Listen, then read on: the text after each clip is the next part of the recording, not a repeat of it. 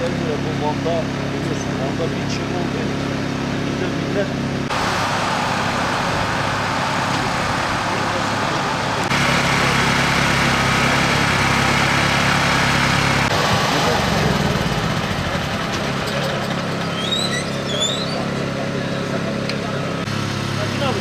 Anlatı başlarız.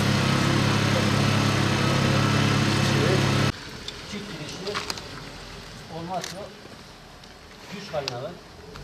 Hortumlarımız aynı zamanda güç kaynağına bağlanabiliyor. Bu şekilde hortumlarla egemen. Bu şekilde çalışma sistemi de şu şekilde. Betonu bu şekilde patlatıyor. Bunları hep birlikte beraber çalışacağız.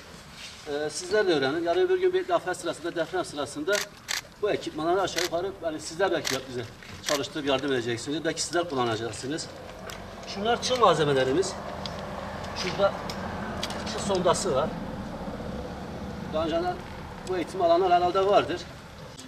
Ve toprağa veya taşa geldiği zaman bunu rahat bir şekilde hissedebiliyoruz. Ve çapa olarak daha hızlı bir şekilde de kullanabiliyoruz. Aramanın ilk başında hemen böyle hızlı bir şekilde şu şekilde çapalayarak daha hızlı bir şekilde aramamızı gerçekleştirebiliyoruz. Bugün 20'ye yakın gencimizle AFAD Gönüllü eğitimlerini yüz yüze devam ettiriyoruz.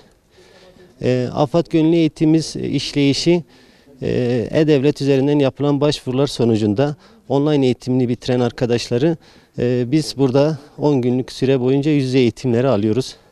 Bu yüz yüze eğitimler kapsamında AFAD arama kurtarma malzemelerinin tanıtımı, çadır kurulumu, hasta yaralı taşıma teknikleri, ipler, düğümler, insani yardım ve ilk yardım eğitimlerinden oluşmaktadır.